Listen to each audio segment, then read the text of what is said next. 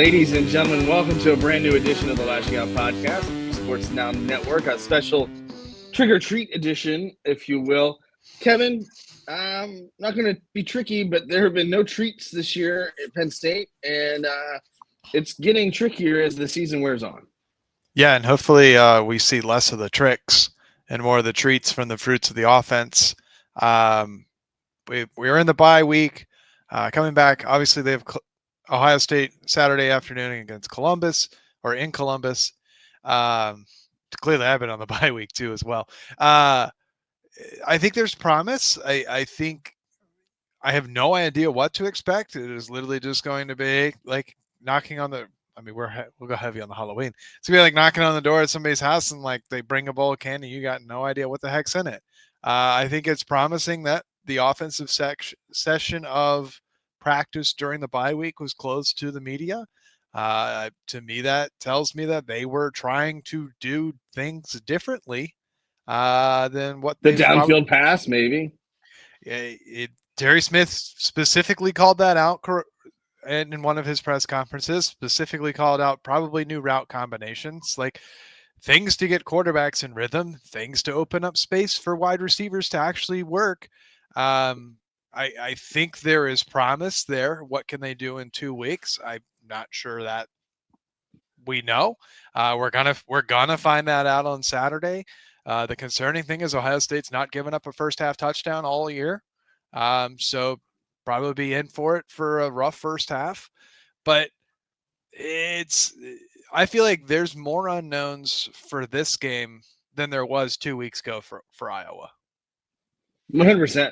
We don't know what we're going to get out of Ethan Grunkemeyer. We don't know what we're going to get out of Andy Kotelnicki. Defensively who knows. But if there is a saving grace, it is the fact that Jim Knowles was on the staff last year at Ohio State. So I'm not sure what kind of input or he's been able to give them. Obviously, they had to replace 3 coordinators, and things are just much different now for Ryan Day's squad. But that does help as far as understanding processes, understanding how they might attack Penn State and things like that. But I have to give Terry Smith credit. He's saying all the right things. Can they execute? We talked when they played Iowa and they struggled, a lot of it was execution, and I think, yeah, we talked about the tricks of Kotelnicki's offense, and it's not always ideal, but he's challenging him in public and I'm sure in private too. And that's something that James Franklin never did. So that aspect of it has been, I think, refreshing more than anything. And I think when you're able to get that and you have that, that ability to do so on your staff, I think it's great. This is a staff that's in a very, very weird position, right? We're going to talk in the second segment about the coaching search, but for lack of a better term, they're all coaching for their jobs. This is an audition for them for next year, and whoever that new head coach might be. And I think that's a very rare predicament for all of these coaches. But, you still got to coach them up. And Terry Smith has been the messaging has been where it needs to be. And I think that aspect of it has been great. And that's why I think they are getting a chance. They're 20-point dogs. We talked a month ago, right? Going into Oregon, tickets for this game were $600 on the secondary market. Now they're down to $80 for an individual ticket. And if you want to take somebody with you and sit beside somebody, it's about $130 right now on Ticketmaster. That's going to go down significantly, I think, between now and Saturday. But, this used to be the hot ticket. Now Penn State's 20-point dogs, and you don't know what to expect from a Penn State team that just 4 weeks ago you kind of didn't know what to expect. Yeah, I think we still don't really know what to expect, but I think the performance, do they have a chance to win? Yes. Are they going to win? I don't think so at all. But I think the product is going to look better. And this is one of those things where you are getting into the meat and potatoes of your schedule. You got Ohio State this week. You got Indiana next week. Like, you have 2 top 5 programs in the country back to back. And like, you're probably going to be 3-6 and 10 days from now, when after this game, the Indiana game are over, they're probably going to be 3-6, and they're going to be in a situation where they have to win out to even go to a bowl game. Do we even want Penn State to go to a bowl game at 6-6? Quite frankly, it's like, man, just end it. Just end the season, get into the off season, get into the coaching search, recruit the hell off, recruit your pants off, and just be done with it. But there is still room to grow, and if Ethan Grunkemeyer impresses, it could be good for his career, whether or not that continues at Penn State or whether or not it's in the portal. You've got so many seniors on this team. You've got Katron, you've got Nick, you've got Denai, you've got Zaki. Like, there are a lot of guys that still have a lot to play for. The best way for them to improve their draft stock is A, for them to play better themselves, but B, to start playing better as a team. Because when the offensive line starts playing really well, well, then that opens up holes for Nick Singleton. And if Nick Singleton maybe sees something like, hey, like, if you had turned this guy out just a little bit instead of in on this play, like that helps me break a bigger gain, and that gets us ahead of the chains and whatnot. So I think the team collaborative will still be there. I feel like Terry Smith is definitely capable of embracing that team. Like, I feel like he's doing a good job of trying to keep the team together despite all of the question marks surrounding it. I just still don't know what we're going to see Saturday afternoon, but I think there's hope. I think there's promise. I am hopeful that the direction this team takes Saturday afternoon is a step in the right direction. Defense, I think I am a little worried about just because they have been gashed all season long. The same way that Jim Knowles knows what Ohio State wants to do, Ohio State knows what Jim Knowles wants to do. And he was on their staff for 2 or 3 years. Like, Ryan Day knows that defense inside and out and what he wants to do. Obviously, Jim Knowles doesn't have the pieces to the puzzle that he wants to have on the defense. And Julian Sand has looked spectacular throughout the season through 7 games. So I think we might be in for a long day on the defensive side of the ball, but I'm just really hopeful that the offense takes a step forward. And I don't think anybody's going to be happy watching this game, but I think you're going to have to read between the lines, look between, you're going to have to, it's going to be a game for the sickos to be like, no, trust us. Like, this thing is getting better. And whether or not it positions Penn State well for next year is going to be to be determined. But I think it's gonna be a long 3 hours. And I think that's the thing. We talked about how and I talked about how the coaches are coaching for their jobs, but these players are coaching for their futures as well. You talk about the guys that are eligible for the NFL draft. That's great, but there are a lot of guys that are younger that are playing for a scholarship at Penn State next year or elsewhere. And I think that's a very weird situation to be in, much like the coaches. But that's the way that the system is set up. 5 days after a new coach is hired, the portal opens. I don't know what that's going to look like. Obviously, we don't know when they're going to get hired, but somebody needs to be hired, I would say, by Thanksgiving, solely because it's going to get ugly and it's going to get murkier. We're going to talk a lot more about that in the second segment, but again, there are just so many question marks heading into this game, and this is going to be the same thing, for the rest of the season. We talk about Grunkemeyer. Well, who's backing him up? Beckham Krissa is going to come off of IR. If Smollett can't go, he's their backup. Behind him is Jack Lambert, and not the linebacker that played for the Steelers in the 70s, in the 80s. So, I mean, it's just going to be different, right? This is uncharted territory for a Penn State team that we're so used to, to there being structure and consistency. And we just don't know what we're going to expect. You hope that you see Tysier Denmark. You hope that you see Kobe Howard. And, Terry Smith has been adamant in saying that those guys are going to get more reps. So much can happen between now and Saturday, and it's just kind of one of those deals now where, what Penn State team is going to show up. That team against Iowa was not bad. They played well.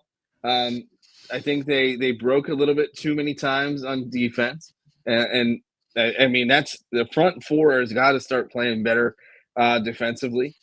But, if they can get that type of heart and performance out of their guys, I think that's a very good situation for Penn State. Does that result in a win? No, probably not, because I think, and I'm a guy that picked Ohio State, or not Ohio State, but Penn State to be undefeated. I thought this very well could be a win for them, looking at the schedule ahead of the season. And now, obviously, that's not really the case.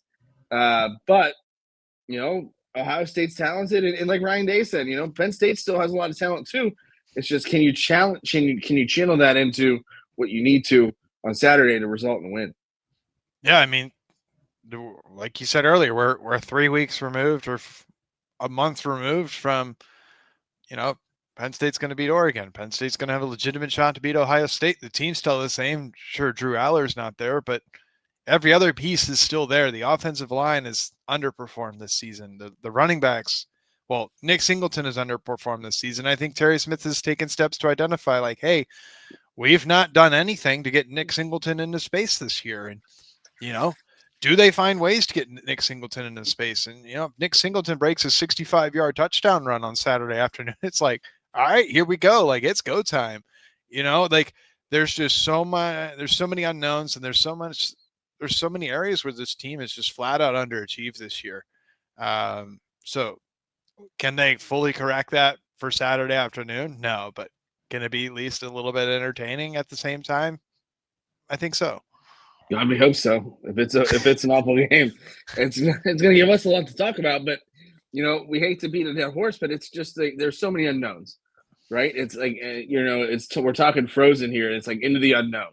That's everything for Penn State right now. What kind of Ethan Grunkelmeyer are you going to get? What is he going to be about? They've had 2 weeks to prepare, too, and rest and heal up. And what does that mean? What does that look like? We're going to find out. But for now, we're going to talk about really the pressing issue for Penn State. Who's going to be their next coach when we come back for the second segment of the Lasching Out Podcast on the Nittany Sports Now Network.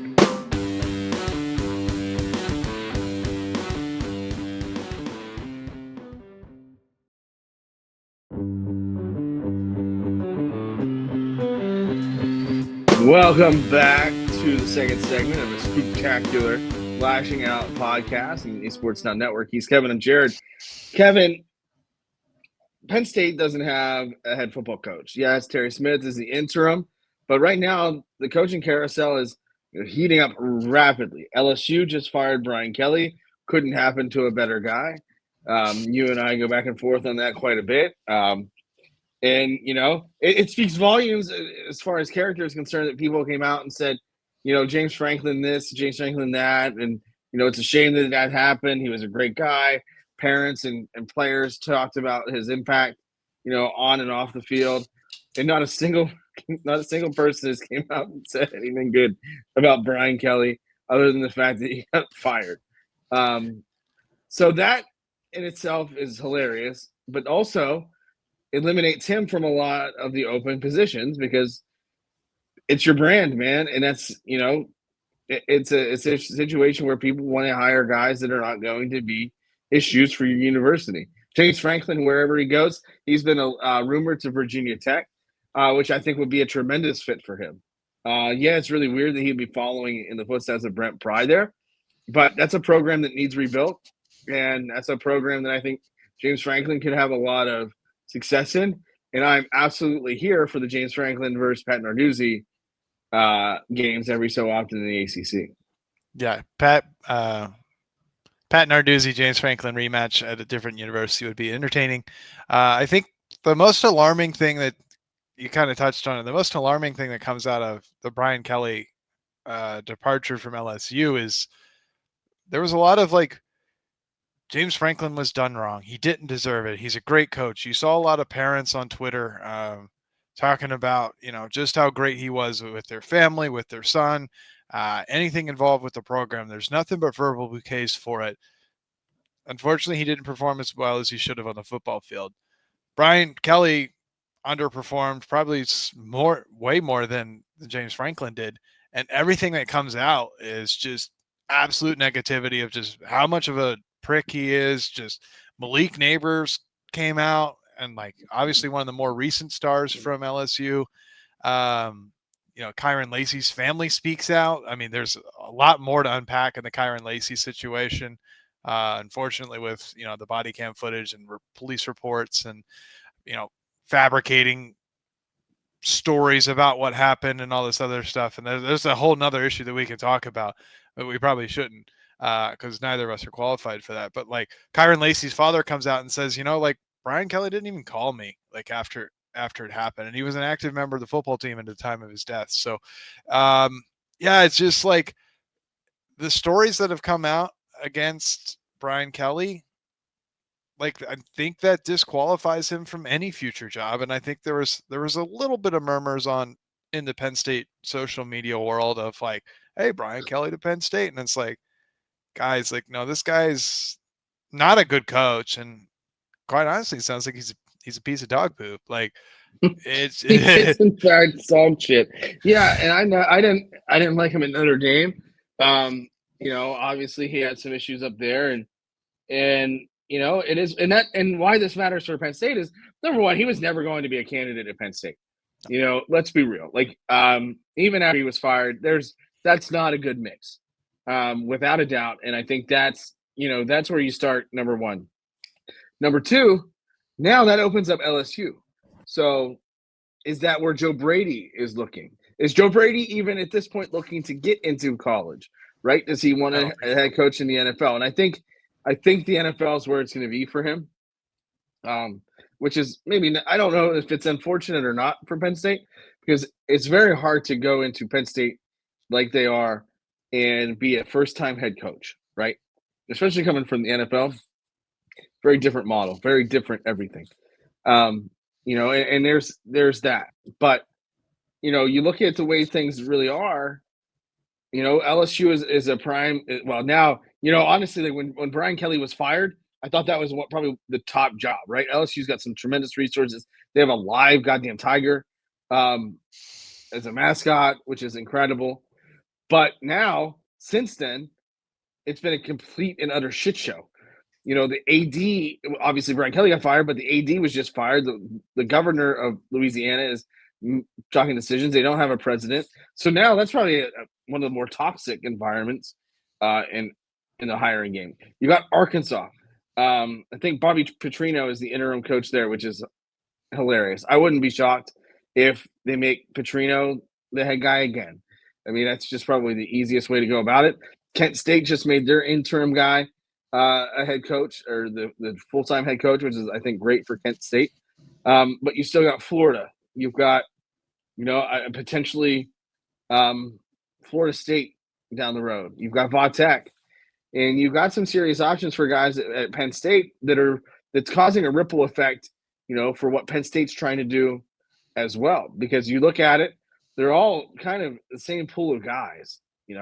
Is Lane Kiffin going to go to LSU? Is Lane Kiffin going to go to Florida? Where's Lane Kiffin going to go?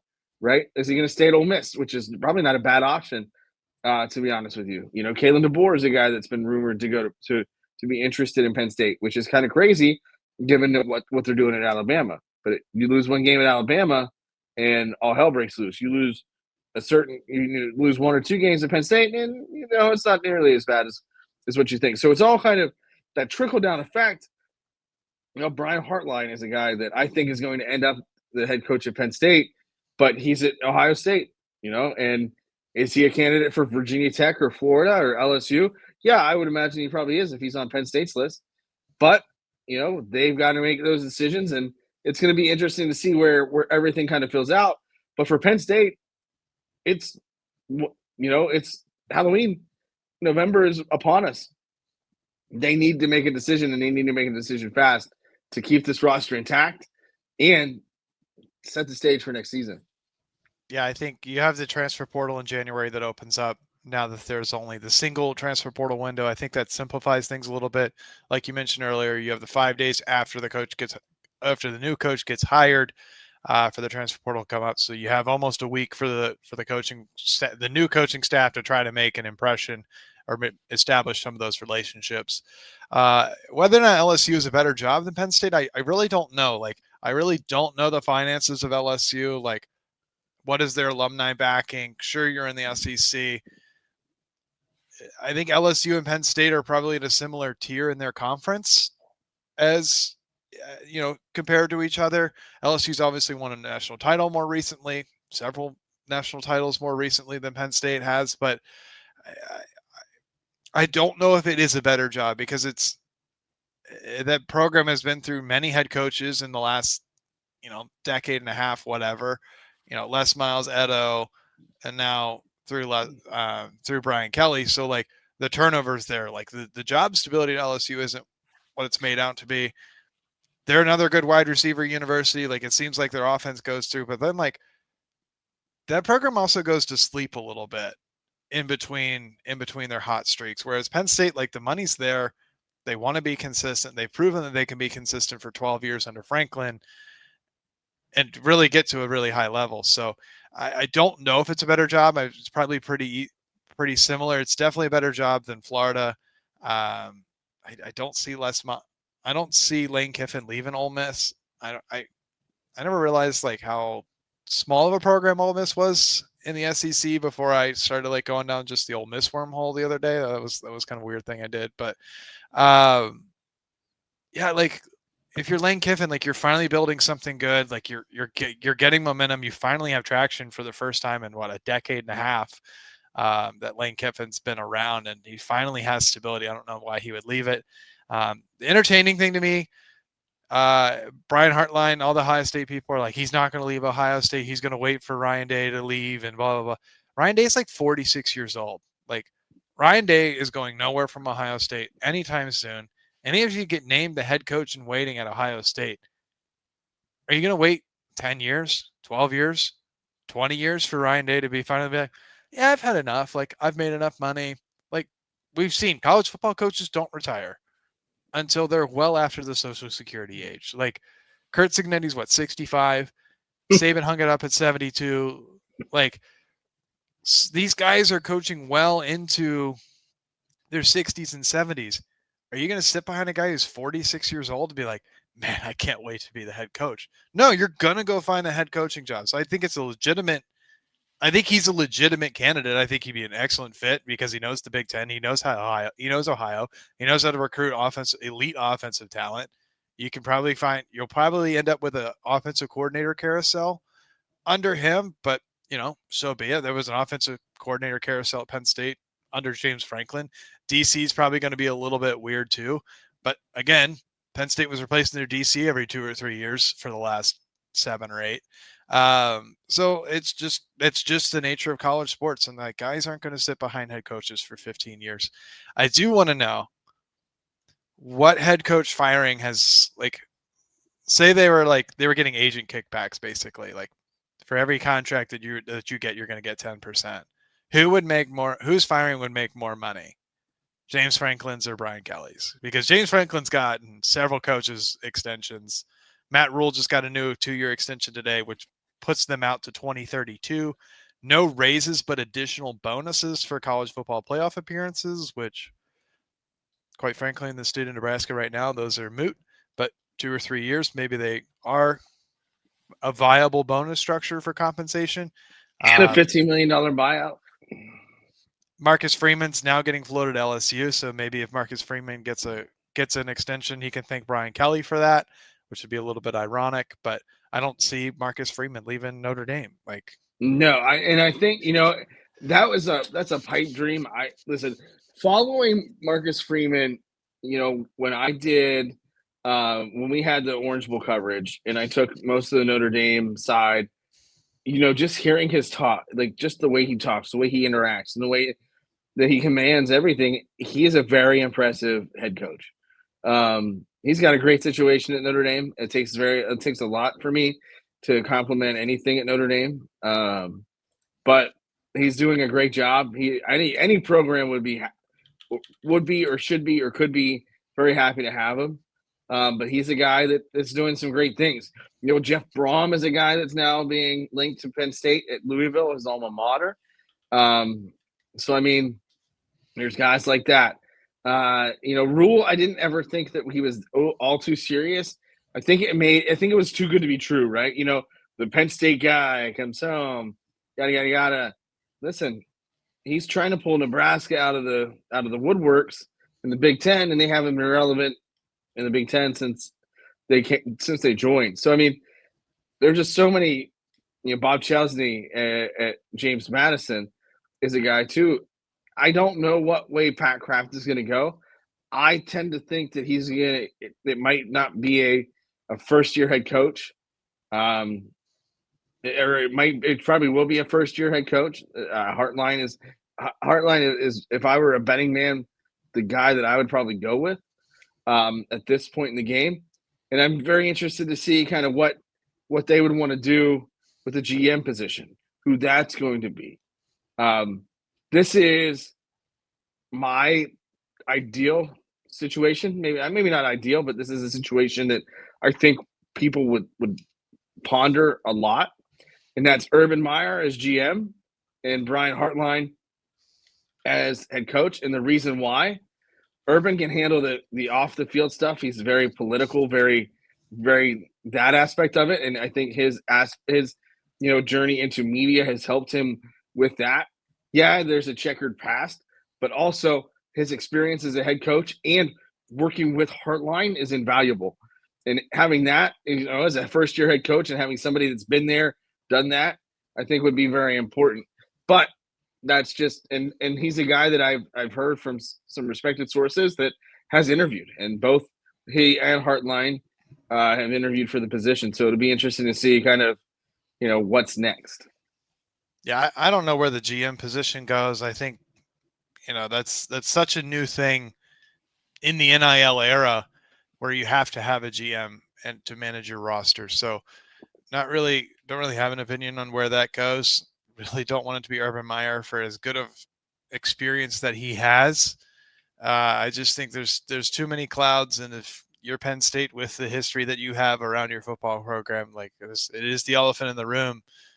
Do you need to bring another coach who has a lot of these checkered past issues, like the 2008 Florida Gators, like the amount of issues that have come out off the field that just got swept under the rug? Like, is that, if you're Penn State, you've worked hard in the last 14 years to build your reputation back up into being, like I don't want to say learn from their mistakes, because it was the actions of one and not the athletic department, but really tarnish the reputation of the university and the athletic department. And do you want to bring that risk back? I don't think as the GM, maybe that falls on you. It's going to fall on the head coach, but I don't know. There's just a lot of cloud of uncertainty around that I'm not sure I'm ready to see. And if you're Urban Meyer, I'm not, like, you're doing TV, it's once a week. Like, yeah, he's interviewing, but do you really want to leave TV? And, does his wife have any say? Because, he's left his last two jobs with some undisclosed medical conditions. So, which I don't want to say that he was faking it, but it was kind of suspicious timing that he had that medical issue in Jacksonville, that all of a sudden he got fired in Jacksonville. Jacksonville was just a tire fire. But yeah, I mean, there's so much uncertainty in all of it, right? And I mean, say so much can happen between now and then, and with other coaches too. Say Kiffin takes the Florida job. Well, now the Ole Miss job is open, and that opens up that candidate pool. So, I mean, Penn State getting ahead of the coaching carousel has been both a blessing and a curse, and it's going to continue to dominate headlines throughout the rest of the season. But we're going to dominate the third and final segment when we come back for this break on the Nittany Sports Now Network.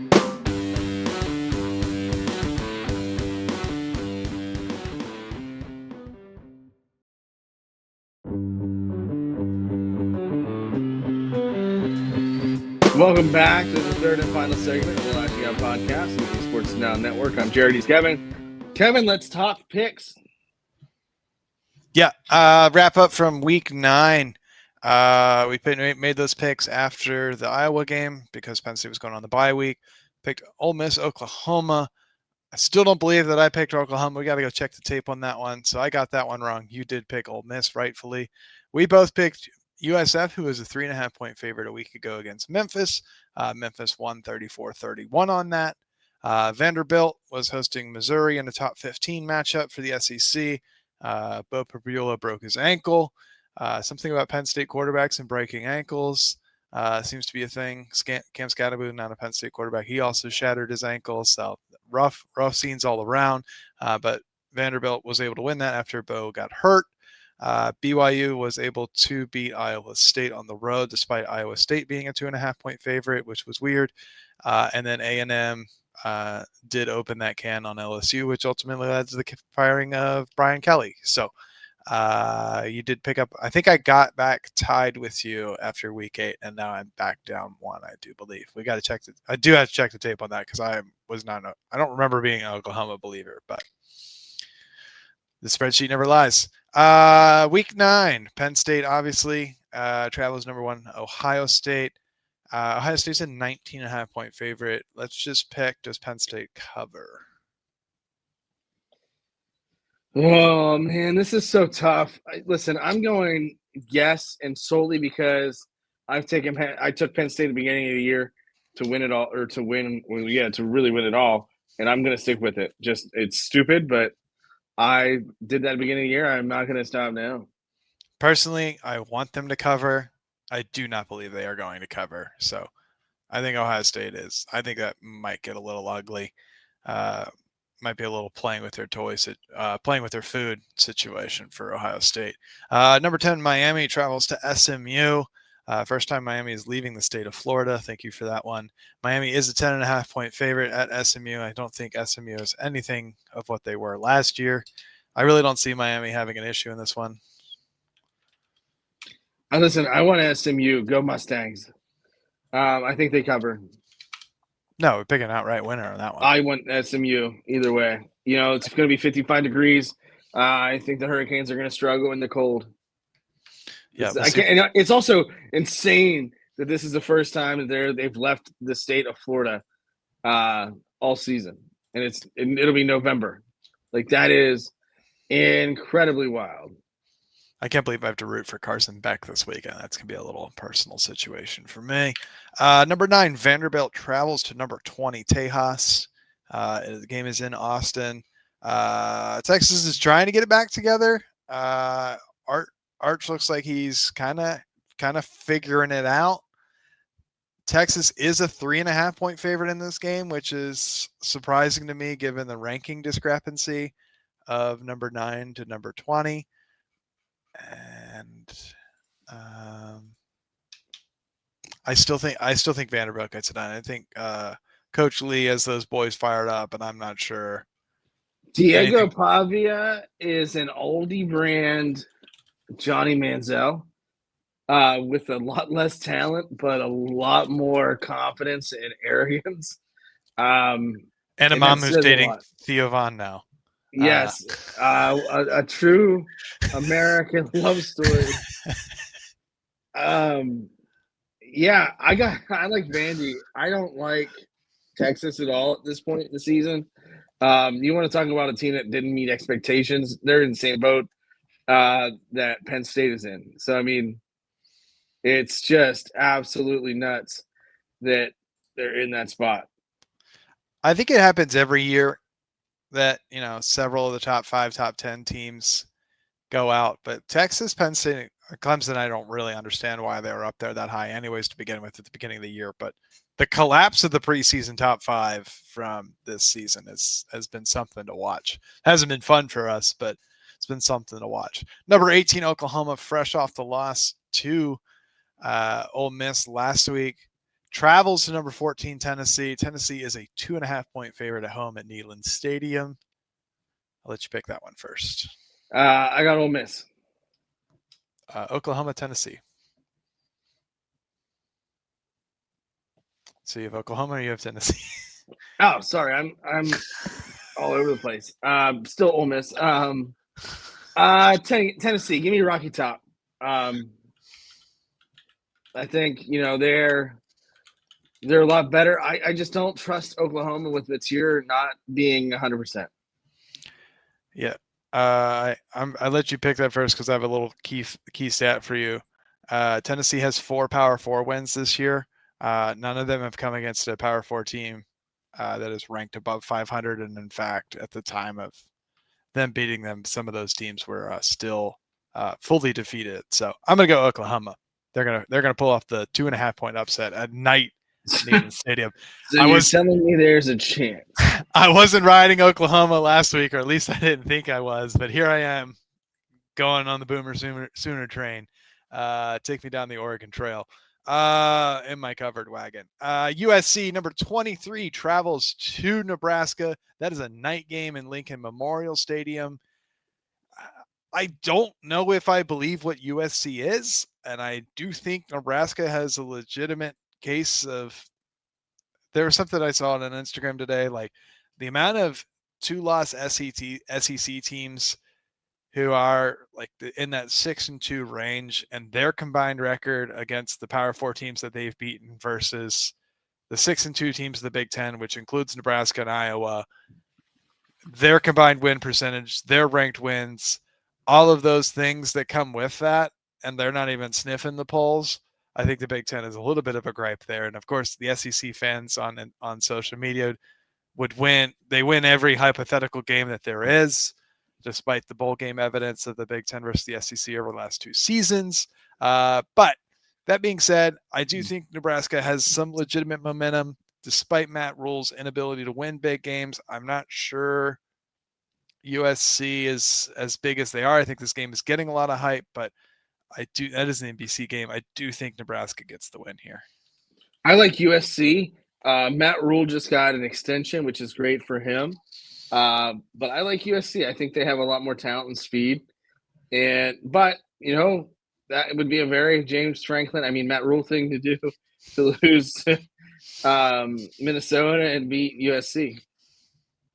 Yeah. All right. So we're all kinds of 5 games, we agreed on 1. Look at that. Somebody can take a serious swing. And you did take you said Boomer Sooner. I did say Boomer Sooner. Yeah, I did. I do have that one. I don't believe in Tennessee at all. No. I'm talking about last week. Oh, you did the go. I went back and looked at the transcript, yes. That's why I was distracted. I probably shouldn't have done that in the middle of the segment, but it's 10:30 and we're recording this, and I have a newborn, and so I'm just, if it's in my head, I got to do it or I'll forget. So I really don't remember picking Oklahoma, but that's what the transcript says. They don't lie, and the spreadsheet doesn't lie either. I got to Saturday when that game kicked off, and I was like, all right, let's go Ole Miss. Like, I'm ready to root on the Rebels. And then I looked at the spreadsheet, and I'm like, Yeah, this time, if you want to go ahead and send me the score or the teams, so that we can, have this figured out before we record again. But yeah, somebody could take a serious run here as we gear up for a late season run. To be clear, that's just my bird brain. Like, I don't remember half my picks. You don't remember half your picks. But then I look at my picks. I don't remember any of my picks ever.